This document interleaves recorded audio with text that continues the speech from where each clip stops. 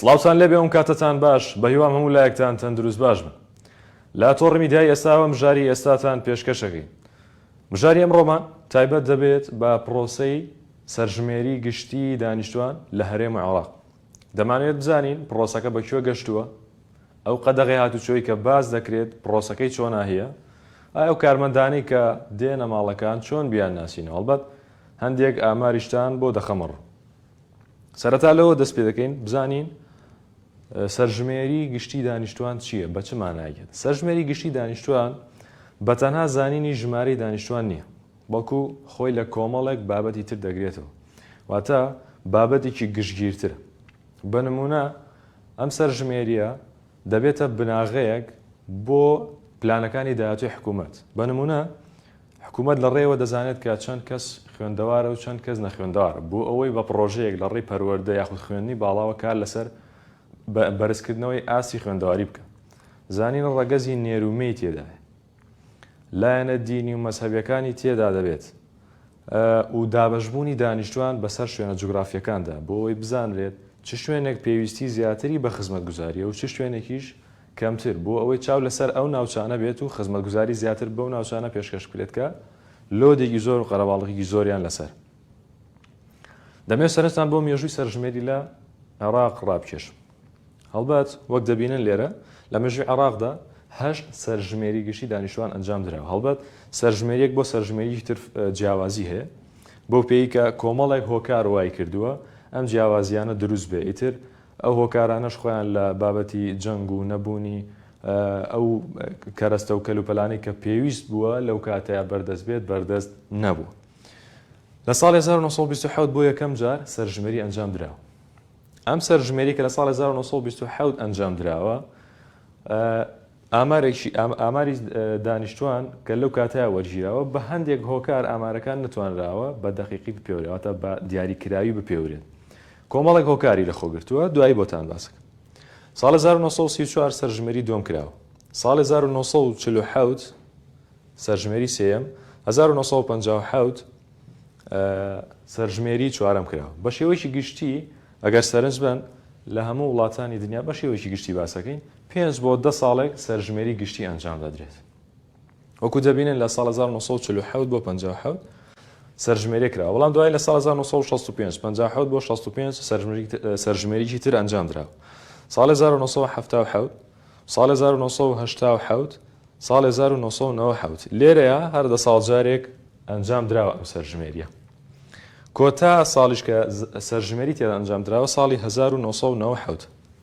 بۆ ئەم ساڵیش بڕیارەکە لە ساڵی 2024 ئەنجام بدرێت، لە 20 ئەم مانگەدا بڕیارە سەرژمێری گشتی بۆ دانیشتوان ئەنجام بدرێت. وەک پێم وتن لە ساڵ 1920 کاتێکە بۆ یەکەم جار ئەم سەرژمێری ئەنجام دراوە، ژمارەی دانیشتوان بریتیە بۆ لە 2,964,054 کەس. هەڵبەت ئەمە 100% دانیشتوان نەبوو. کۆمەڵێک هۆکار هەبووە کە نەتوانراوە سەرژمێرەکە بە شێوەیەکی ورد ئەنجام بدرێت. بە نمونە دەستڕانەگەیشتن بەو ناوچانەی کە دوور بوون، نەبوونی هۆکاری گواستنەوە ئەو ئامێرانی کە پێویستن بۆ سەرژمێری، کۆمەڵێک هۆکاری تر هەبوو. لە دوای سەرژمێریشدا ژمارەی دانیشتوانی عێراق هەڵبەت لێرەیە هەرێمی کوردستانی لێبەدەرە کە ساڵی 1990 هەرێمی کوردستانی لێبەدەرە 19,184,543 کەس بوو. ئەم سەرژمێری کۆتایان وەک ئاماژەم پێکرد تەنها لە 15 پارێزگا کراوە، هەرێکە لە پارێزگاکانی هەرێمی کوردستانی تێدا جێ نەکراوەتەوە و تێدا نەبوو. باش، لە هەرێمی کوردستانیش لەوەتەی هەرێمی کوردستان دروست بووە تاوەکو ئێستا بە هیچ شێوەیەک سەرژمێری گشتی نەکراوەتە لە نزیکەی 30 ساڵە هیچ سەرژمێریەک نەکراو نەتوانراوە هەرێمی کوردستان بەجیا خۆی بتوانێت سەرژمێری بکات. هەر ئەمڕۆ لە پانێڵێکدا کە تایبەت بووە بە سەرژمێری لە هەرێم و عێراقدا، فەهمی بروهان سەرۆکی دەستەی ناوچە کوردستانەکانی دەرەوەی داری هەرێمی کوردستان داوا لەو کەسانە دەکات کە لە ناوچە جێناکۆکەکان یاخود لەو ناوچانەی مادەی 140 دەژین کوردن بگەڕێنەوە ناوچەکانی خۆیان و بەشداری بکەن لەم پرۆسەیەدا، چونکە ئەم پرۆسەیە زۆر گرنگە. ئامانجی ئێمە ئەوە بوو سەرژمێری لە کاتێکا بکرێت کە لانی کەم بەشێک لە بنەماکانی مادەی 140 دەستور جێبەجێ بکرایە و لانی کەم لە ڕووی سیاسیەوە زەرفێکی سیاسی باشتر لەوەی کە هەیە مسۆگەر بکرایە لەو دەرفەتەیە سەرژمێری بکرایە لەبەر ئەم هۆکارانی خوارەوە خۆتان نەزانن یعنی هەتاوەکو ئێساکە مادام مادی 140 جێبەجێ نەکراوە کەوابوو لە ڕووی دەستوریەوە یەشتان ئەو ناوچانە ئاسایی نەبووتەوە ئاوارەیەکی زۆری کەرکووکی و خانەقینی و شنگالی لە ناوچەکانی کوردستانەژین و ئەمانە نەگەڕێنراونەتەوە و لەگەڵیشە بەڕێزان ئەزانن لە سەردەمی ڕاکانجبوری پارێزگاری بە وەکالەتی شاری کەرکووکە عەرەبێکی ئەجگار زۆر هاتووەتە ئەو شارەوە و گەڕەکێکی زۆر دروستکراوە لەو شارەیە ئێمە بەرچاوی ئەومان ڕوون نییە چۆن ئەمانە دوجا قەرار لە چارەنووسی شارەکە نادن و لەگەڵیشیا بە پێی زانیاریەکانی ئێمە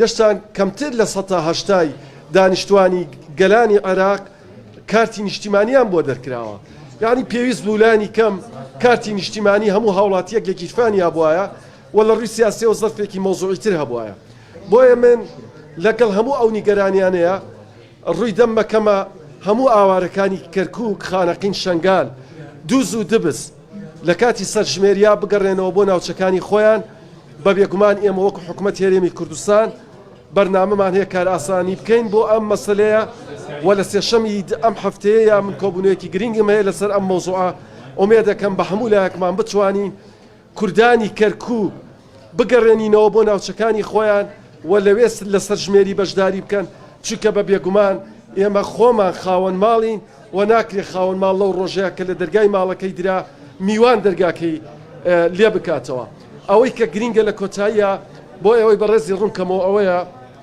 ئێمە دژی سەرژمێری نین و سەرژمێری بە پێویستی ئەزانین و پێمان وایە سەرژمێری بەشێک لە ئاوات و ئامانجەکان دێنێتە دی بە تایبەتی بۆ هەر چوار پارێزگاکەی کوردستان بەڵام لەگەڵیشە ئێمە مادام کێشەکانی ئەو ناوچانە چارەسەر نەکراوە لانی کەم پێمان باشە ئەم سەرژمێریە دوا بخرێت تاوەکو ئەو کاتێک کە لانی کەمی مادی 140 جێبەجێ ئەکرێت یاخود لە ڕووی سیاسیەوە زەرفێکی سیاسی مەوزوعیتر و ئارامتر بۆ ئەو ناوچانە دەستەبەر بکرێت. زۆر باشە هەر سەبارەت بە پرۆسەی سەرژمێری گشتی لە عێراق و هەرێمی کوردستان میوانداری زۆر بەڕێز شوانجەبار بە ڕێبەری ئەماری سلێمانیەکەین کاک شوان سڵاو لێوێم کاتەوە باش سپاس بۆ دەرفەتەکەت و زۆر بەخێر بی. سڵاو لە جەنابتان و لە بینەرانتان لە هەر شوێنەکە بن. کاک شوانجیان ئەمێ سەرەتا بەوە دەست پێ بکەین بزانین پرۆسەی سەرژمێری بەکوێ گەشتووە ئەو پرۆسەیە لەکوێ ئێستا. پرۆسی سەرژمێری گشتی دانیشتوان بە شێوەی گشتی لە هەرێمی کوردستان لە قۆناغی دووەمایە و ئەو قۆناغی یەکەمی تێپەڕان کە بریتی بوو لە گەمارۆسازی و ژمارە لێدان لە ڕێکەوتی یەکی دا دەستی پێ کرد پرۆسەکە و لە ئێستادا تا ئەم دقیقە من قسە بۆ جەنابتانەکەم لە 199 کارەکە تەواو بووە قۆناغی یەکەم بریتی بوو لە ژماردنی بینە باڵەخانەکان و ڕەگەزی نێرومێ کە ئێستا با بڵین قۆناغی دووەمی وردەکارەکانی کە دەست پێ دەکات بریتە لە قۆناغی پرسیارنامەی فۆرمی خێزان و ئەو با بڵین خێزانەی کە پێکاتەی کۆمەڵایەتی پێکەوەیان دەبەستێتەوە زانیارەکانی کە وەردەگرێت لە ڕۆژانی 16 تاکو 19 مانگ 4 ڕۆژ دەخایێنێ ئەم پرۆسەیە پرسیارنامەی فۆرمی خێزان تۆمار دەکرێت لەلایەن بژمێرەکانەوە. بۆم قۆناغا لە هەرێمی کوردستانە ئامادەکاری کراوە و ئێستا فۆرمی ئۆنلاین کە لە 3 ڕۆژدا کە پێشکەش کرا و پێشکەشکارانیش ئەوانەی کە دەرچووی زانکۆ پەیمانگاکان بوون کە دانەمەزرا بوون و ئەم فۆرمەیان پێشکەش کرد بە هەرێمی کوردستان. بۆم قۆناغا دەبێ ئێمە ئامادەسازی بکەین نزیکی 16,000 تا 17,000 کەس وەردەگیرێ کە لە تەواوی هەرێمی کوردستانە پرۆسی بژمێریەکەی پێ ئەنجام دەدرێ لە ڕۆژانی 16 تا 19 وەکو باسمان کرد و لە ئێستادا لە ئەمڕۆ تاکو بەیانی بتوانین ڕێکار و میکانیزمێ بگرینە بەر بۆ دەستنیشانکردن و اختیارکردنی ئەو کەسانی کە فۆرمیان پێشکەش کردووە. لە ئێستاە 6,750 فۆرمی بێکارمان لە بەردەستایە بۆ هەڵبژاردننی 16 تا 17,000 کەس. ئەوەی کە ئاستەنگی بۆ دروستکردنی ئەو ڕێژە بێکارەیە کە پێشکەشی کردووە بۆیە میکانیزمی گونجاوی پێویستە بۆ دیاریکردنی ئەو ژمارەیە. لە قۆناغ دوای ئەوەی کە ئەعلانیەکەین لە ڕۆژانی 11 تاکو 15 3 ڕۆژ خولی ڕاهێنان دەبینن بە مەبەستی ئەنجامدانی پرۆسەی بژمێریەکە. لە ئێستاە ئەو قۆناغانە ئێستا ئامادەکاری تەواو دەکرێت لەگەڵ دەستگای ناوەندی ئاماری بەغدا و لەگەڵ وەزارەتی پلاندانانی هەرێم لە ڕێگەی دەستەی ئاماری هەرێمی کورسانەوە سەرپەرشتی پرۆسەکە دەکرێت و بەڕێبەراتی ئامار و ئیدارەکان لە جێبەجێکردنەکەیان بە وردەکاریەوە لەم قۆناغەدا ئێستا حاڵی حاضر لە تەواوی هەرێمی کوردستان خولی ڕاهێنانی ڕاهێنەران دەستی پێ کردووە تاکو بۆ ماوەی 5 ڕۆژ بەردەوامە بێ بۆ ئەوەی ئەمانیش با بڵێن خولی ڕاهێنان بوترێتەوە بۆ کەسانەی کە باشە کاکشوان لە قۆناغی ئەزمونیە ئەو سەرژمێری ئەزمونەی کە کردان هیچ گیر و گرفتێک هاتە پێشەوەی پرۆسەکە چۆن بەڕێوە چوو بەو شێوازەیەکە خۆتانەتانەوێ قۆناغی ئەزمموی کە لە مانگی 5 بۆ 6 هەم ڕاهێنانی تیابوو هەم ئەزمموی تیابوو بە سەرکەوتوی تێپەڕێنرا گرفت دەبێت بەشی خۆی چونکە پرۆسەیەکی دیجیتالیە چەند ڕەهندێک دەبێت دراسە کرێبێ و ئێستاشا کە قۆناغی دووەمە ئامادەسازی تەواو کراوە بۆ ئەو بابەتە کە ڕۆژانی 16 تا 19 ئەو بژمێرانە بە تابلێتەوە دەچن سەردانی ماڵانەکەن زانیاری پرسیارنامەی فۆرم و کە یەکسەر وەردەگرن ڕاستەخۆ زانیارەکان دەگوێزرێتەوە بۆ مرکزی بەیاناتی بەغدا. دواتر لە ڕۆژی 2021 ئەو پرۆسەیە بە شێوازێکی تر دیسان چێکەکرێتەوە ئەو بژمێرە کە سەردانی ئەو ماڵی کردووە و یەکێک لە ئەندامانی خێزان مەرجنی هەمووی لەوێ بوو بێت ئەو بەڵگەنامانەی پێشکەش کردووە کە فۆرمی پرسیارنامەکەی تۆمار کردووە. دواتر لە ڕۆژی 2021 قەدەغەیەکی هاتوچۆ ڕادەگەێنرێ ئەو قەدەغی هاتوچۆیە بژمێرەکە ئەو کەسانی کە زانیارەکانی وەرگتووە لە دەمی کەسێکی ترەوە کە ئەندامانی خێزان بووە لەو ڕۆژەدا بە چاوی خۆی دەیبینێت و ئەو کەسانشی ئەگەر کەسێک وەفاتی کرد بێت دەکوژرێتەوە. ڕادگرم سەبارەت بە قەدەغەی هاتوچۆ زۆر باسی ئەوە کرێت تۆزێک ناڕوون ئەگەر پێمان بڵێ قەدەغی هاتوچۆکە چۆنایی و پرۆسەیە چۆن بەڕێوە دەچێت. قەدەغی هاتوچۆکە هۆکارەکەی ئەوەیە کە ئەو ڕۆژانەی کە بژمێرەکان سەردانیان کردووە لە ڕۆژانی 16 تا 19 دەبێت مەسەلەن لە 2021 کە قەدەغە دەبێت ئەو کەسانەی لە ئەرک و فەرمانان لە هەر بوارێکا بوو بێتن دێگەڕێنەوە بە ماڵەکەی خۆیان و لە بژمێرەکە دەتوانێت چێکی باشتر بکاتەوە. بەڵام قەدەغی هاتوچۆ بۆ هەندێک با بڵێن شەریحە هەیە کە لەو ڕۆژەدا ئەرکیان هەندێکیان بەرپرسیارەتی پرۆسەکەیان با بڵێن پێڕاست پێراوە بنمونە لە تەواوی لە هەرێمی کوردستانە نزیکی 25,000 کەس بەشدارە بێ لەم پرۆسەیە لە تەواوی عێراقا 120 تا 130,000 کەس بەشدارە بێ هێزە ئەمنیەکان لە تەواوی عێراقا بەشدار دەبن. ئەو کەسانەی کە دکتۆرن لەبێ لە با بڵێن تەواریەکانە ئەو شوێنانە دەبێت خۆدا نابێ بخرێ. ئەوانەی کە خەدەماتی ئاو کارەبا کارکە استراتیجیەکانی بواری با بڵێن نەوت بواری مەسەلەن کارەبا خۆمانە نابێ بۆ سێندێ بۆیە سەحافەش یەکێکە لەوانەی کە ڕووماڵی پرۆسەکە دەکەن ئەمانە بە تەواوەتی دەکرێت لەو ڕۆژانەیە لە ماڵەکانیان نەشبێن و ئەو کەس بژمێرەی کە دەچێت بۆ ماڵەکانیان بە جۆرێک لە جۆرەکان کە ئاماژە دەکرێت ئەڵێ ئەم کەسە لەکوێیە دەتوانی ئەرکەکەی بۆ ڕوونکەیتەوە کە لەکوێیە و بۆیە بژمێرەکەش ڕاستاندنی بۆ دەکات و وەکو فەردێک کە بینی بێتی حسابی بۆکە. زۆر باشە قسە لەسەر بابەتی زانیارەکانەکرێتەوە ئەو زانیاریانی کە ئێوە لە هەوڵاتیانی وەرەگرن ئەو زانیاریانە ئەگەر بە کورتی پێم بڵێ ئەو زانیاریانە چییە؟ زانیارەکان ئەوتیان دیچان یاخود زۆریان تایبەتین ئەم تایبەتمەندیە چییە کە لەم پرسیارانە هەیە؟ لە 16 تاکو 19 ئەو پرسیارانە دەکرێت پرسیار نییە زیاتر ئەوەیە کە بەیاناتی سجلی ئوسرەکە پڕەکەیرێتەوە وەکو چی وەکوەیە کە ئەم کەسە سەرۆخێزانە ناوی ئەنووسێ ڕەگەزی ئەنووسرێ بەڵگەنامەکەی کە پێشکەشی کردووە دەنووسین دواتر ئەندامانی خێزان کە پەیوەستن بە چی بەیەکەوە ئەوانە ئەنووسرێت و تەواو ئەو پرۆسەی ئەوەستێ تاکو 22 مانگ لە 22 مانگە ئیتر کەسێک نییە لە دوای 21ەوە یعنی کە ڕۆژی دواترە 22کەی بێ نە کەسێک زیاد دەکرێت نە کەسێک دەسڕدرێتەوە نە کەسێک نەبینایەک زیاد دەکرێت نەلابرێ واتە ئیتر پرۆسی سەرژمێرەکە وەکو سەرژمێریکردن قۆناغەکە دەچێتە قۆناغی دووەم کە پرسیاری لە تاکەکانە دەست پێەکە. پرسیارنامەی ئابووریە، کۆمەڵایەتی، تەندروستی، پەروەردە، نزیکی 70 پرسیار لەسەر ئاستی تاک پرسیار دەکرێت، وان دە پرسیارەکانش لەسەر ئاستی خێزان پرسیار دەکرێت. ئەوەی کە لەسەر ئاستی خێزانە، ئەوەی کە هەستم کردووە خەڵکێک لە بەلای و نامۆیە پرسیار بکرێت بڵێ ئوتوت هەیە، غەسالەت هەیە، ئەو پێداویستە ئەلکترۆنیانە چین. ئەمە پێکاتێکی دەبێت کە سەرژمێری دەکرێت، دەبێت لە بواری دیموگرافیش کەشی دەکەیتەوە لە ڕووی پێداویستی و خزمەتگوزاریەکان و ئەوەی کە ئەم تاک بە تاک لە ڕووی خزمەتگوزاریەوە و خێزان لە ڕووی خزمەتگوزاریەوە چی بەدەستگەشتووە.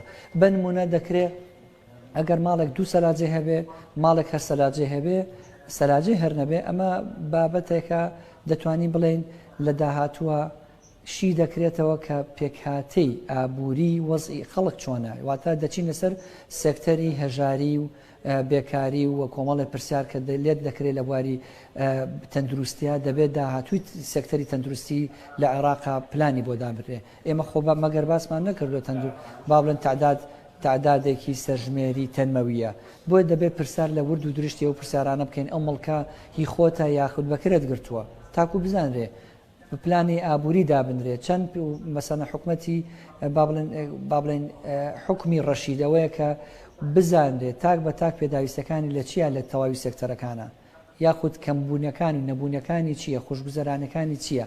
هەوکارێک پرسیارەکان وردەکارەکانی ئەمێ. زۆر باشە. ئەما کەینە کۆتا پرسیار کاکشوان. ڕێنمایتان بۆ هاوڵاتیان چییە؟ هاوڵاتیان چۆن بتوانن هاوکاری ئێوە بن لەم پرۆسەیە؟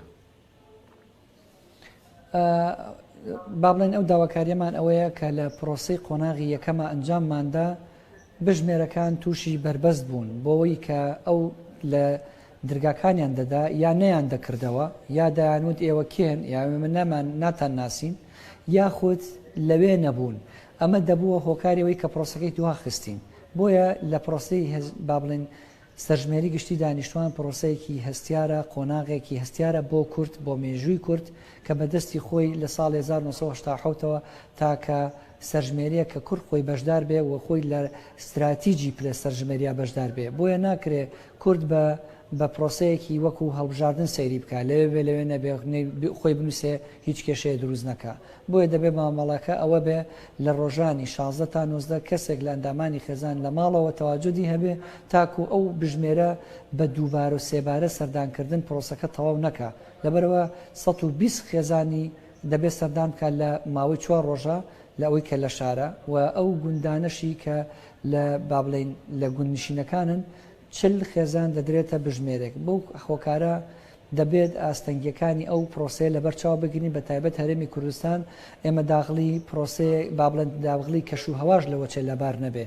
بۆیە دەبێت ڕۆژێک ئەگەر ئەش بژمارێک 40 ماڵی کردووە لەوە چە ڕۆژی دواتر ناتوانێت دەرچێت. بۆی تەعویزی ئەوە بکات کە 120ەکەی خۆی یا 40ەکەی خۆی تەواوی کردبێت. دەبێت هاوڵاتیان خۆیان هاوکار بن بەم پرۆسەیە و ئێمە لە ڕێگەی کەناڵەکانەوە ژمارەیەکی هێڵی گەرم ڕادەگەێنین کە ژمارەکەی 0.777 451 5003 و ئاخیرەکە یا 5004 ئەمە کۆڵسەنتەری سەرژمێری گشتی دانیشتوانە لە با بڵێن لە پارێزەی سلێمانی.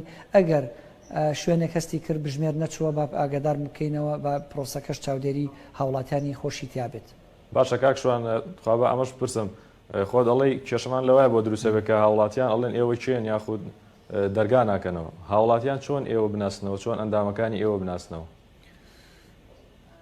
ئەو بژمێرانەی کە سەردانەکەن یا کڵاویان لەسرە، ئەگەر کڵاو نەبێ باجێکیان لە ملە و مۆرێکی پێوەیە و ناوی خۆی لەسرە و تابلێتێکی پێەیە نەخشەی ئەو گەڕەکەی لەسرە و تەنانەت با بڵێن وێنێکی ئاسمانی ماڵەکەشی لەسرە. ئەمە هەموو مەعالمن نیشاندەرن بۆ ئەوەی کە ئەم کەسە سەر بە پرۆسەی سەرژمێری و یەکێکە لە تیمی سەرژمێری. شوان جەبار بەڕێوەبەری ئاماری سلێمانی، سوپاس بۆ دەرفەتەکەت. زۆر سوپاس.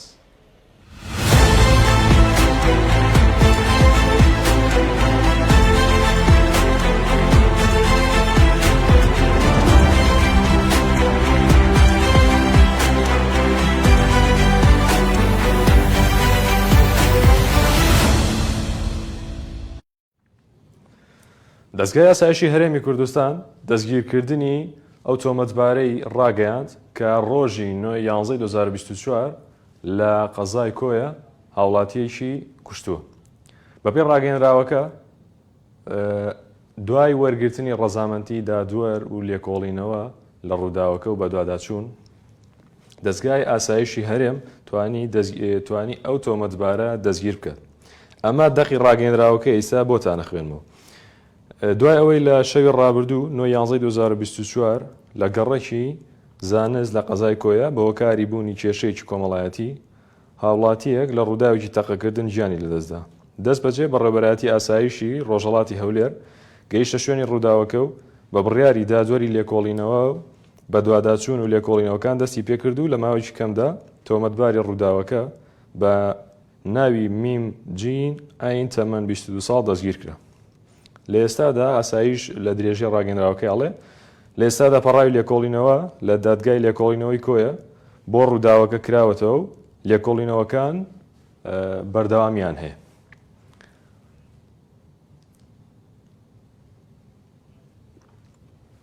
زۆر باش.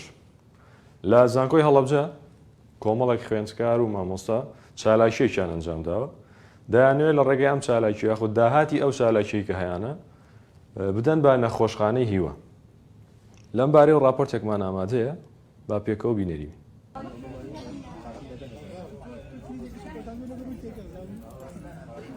سەرەتا بەناوی خۆی گەورە و میهرەبان ئێمە کۆمەڵێ خوێندکار و مامۆستانی لە بەشی ئەندازیاری شارستانی لە زانکۆی هەڵەبجە هەستاوین بە پێشکەشکردنی کۆمە خواردنێ و ئەنجامدانی ئەم فیستیڤاڵە کە تیا زیاد لە 30 خوێندکار بەشدارە و زیاتر لە 15 جۆر لە خواردن و خواردنەوە پێشکەشەکرێ بە میوانە ئازیزەکان کە هەموو کەسێ ئەتوانێ بەشدار بێت و لە دەرەوەی زانکۆ ژواتە دەرەوەی قوتابی بێ لێرە بەشدار بێت.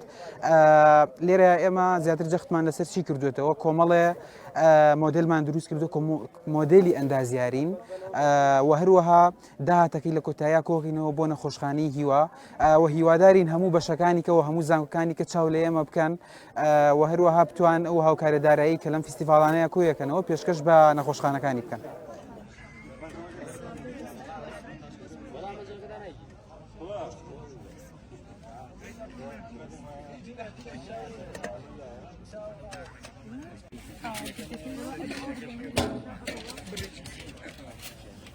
بس جاري هذه ما رسمك كمصري والديزاين شلون ايدي؟ لا